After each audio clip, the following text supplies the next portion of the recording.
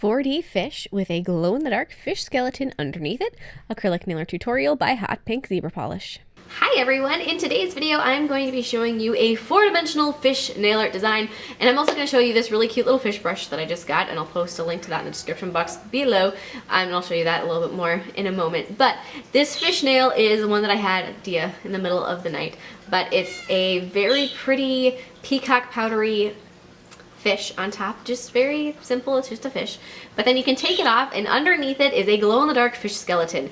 I like things that are a little bit on the creepy side like this, and this fish skeleton was definitely one of my favorite things that I painted in a while. It's actually very easy to do, and I had a blast making it, so I hope you guys like it too, and don't forget to click subscribe to see all my future videos as well. So here's that brush that I mentioned, and it is from BeautyBigBang, and I got it just to remove dust off of, say, chrome powder and the glow-in-the-dark powder and the peacock powders that I used in this video, and it worked really, really well. And then the little fishy handle on it is kind of what inspired this design, so I definitely wanted to make sure I showed that to you guys. So to begin with, I'm going to start with, I did 2 coats of black gel polish. Make sure that your gel polish is either a one-step or one that cures with very little tacky layer, just because that way, your acrylic is going to stick to it really well. And then create an overlay of clear acrylic, and while your acrylic is wet, you're going to want to embed 2 magnets into the nail, one a little bit down from the cuticle and one a little bit up from the tip of the nail to hold your 3D fish in place. Make sure those magnets are nice and covered up and they're not going to, fall out, or they don't have any of an edge around them, so you want to just kind of smooth over them so that they're nice and smooth, and you'll easily be able to paint over them. So then file your nail into shape. As you're filing it with your e-file, you will be able to tell once you've hit the magnet, because it'll sound differently. You'll hear a very metallic sound, it's kind of a scraping sound. Don't file it anymore, because then you're all the way to the magnet, but file it to the magnet because you want there to be, you don't want any extra acrylic on top of it. And then apply a layer of gel sealer over the top of that, and now we're going to be painting our fish skeleton. So your gel sealer, you want to cure that too. So to paint your skeleton, you're going to want to use white gel paint. So this is not gel polish. It's a little bit thicker than that, but it's not like a color gel or a builder gel. It's, I can't really explain it, but it's gel paint. So if you've got that, then you should be good to go. And it's really pigmented, which also is helpful. So I'm going to be painting my little fishy skeleton, and because of the consistency of this product, I'm not worried about it moving around at all. Gel polish, a lot of times it tends to not stay where you put it specifically. This stuff is gonna just go where I tell it to go. So I'm not worried about having to cure it partway through the design or anything like that. So I'm just going to take, and first I started with his spine, and then I went and I added his head. As you can see, I did not fill in his eye. There's his eye socket blank, and I'm just going to be going through and then adding all of his tiny little ribs. And as you're doing this, make sure that you have a relatively narrow brush, because the little fish bones are so delicate and so thin that you really need to make sure that you're not making them too thick. And the more you add and the thinner they are, kind of the gorier it looks and the creepier it looks. So try to make them nice and thin and skinny and like they could just break off on you. So just keep adding those. And if you wanted to, there's so many theatrical versions of a fish skeleton that you could do. You could really just have fun with this. I wanted to kind of go with one that's a little more realistic. So then add the little bones that are in the tail, and then add the little bones that are under his, or not under, but in his pectoral fin. So just add those. And then after you have all of that on there, then that's when you add the glow-in-the-dark powder to this. So I'm using a glow-in-the-dark powder or pigment, whichever you have, it's the same thing. And you just kind of want to pour it over and then gently tap it off. And since the snail's really long, I did it in 3 sections just to make sure that I, didn't get it everywhere. After that's cured, just take your little fishy brush and remove any extra glow-in-the-dark powder. Very tightly, you don't have to add any top coat then over the top of your skeleton. You can he's good to go. So then really, really tightly wrap your nail as tightly as you can with some plastic wrap, and then add a magnet over the top of each of them. So you're going to have 2 magnets that are in the nail and 2 magnets in your 3D fish piece. So then with white acrylic, I'm going to be sculpting out my little 3D fishy. The reason that I'm using white acrylic instead of black acrylic, because if you're thinking about it, I'm going to be doing the chrome powders, or they're not chrome, they're peacock powders on top of this. Generally, everything recommends to use black underneath your pigments like that.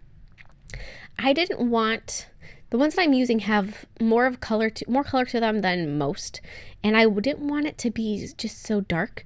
I wanted my 3D fish to show up really brightly against this dark background, so I didn't want it to be so dark and kind of I thought it would just blend in. So I decided I would try it with white instead, and I'm very happy with the way it turned out.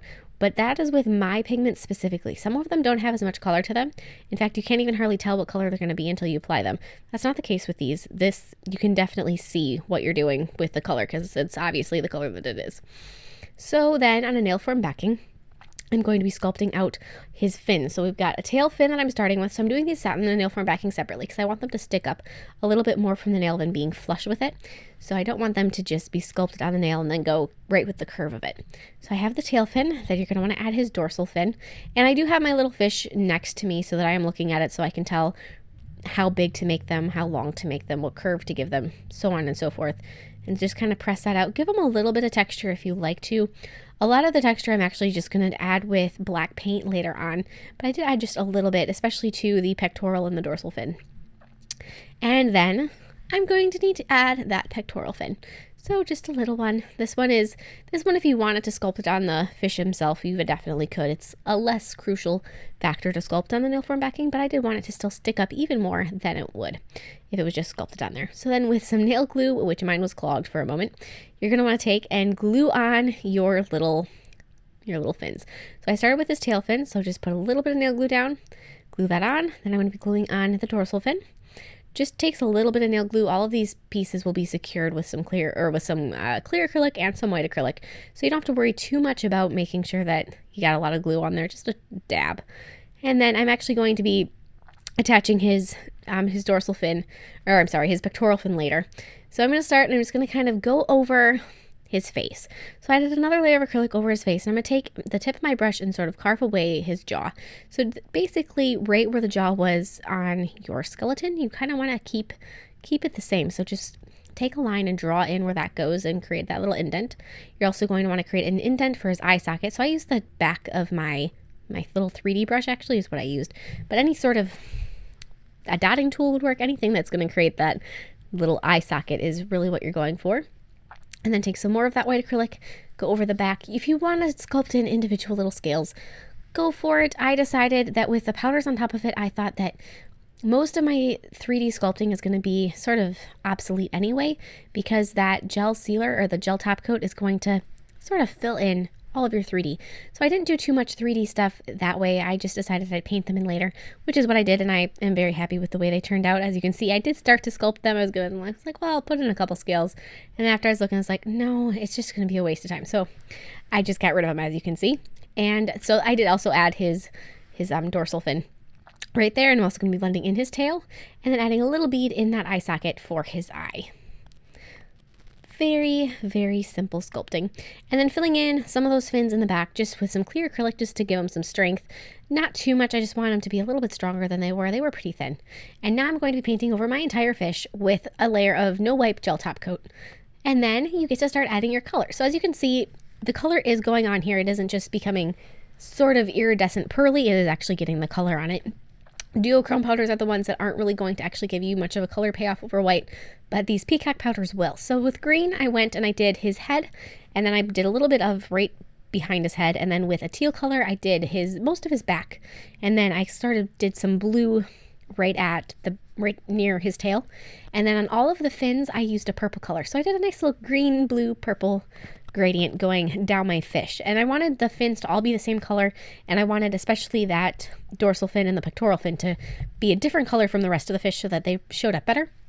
Remove your extra dust with your fish brush again, and now with black paint I'm going to be adding all of my little details to my fishy.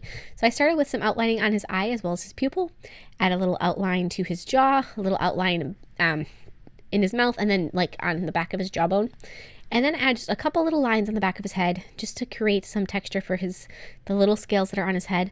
And then add a few lines just to show the flow of his fins on his pectoral and dorsal fins. And then for his scales, the farther they get on his back, the more actually scales I did paint in.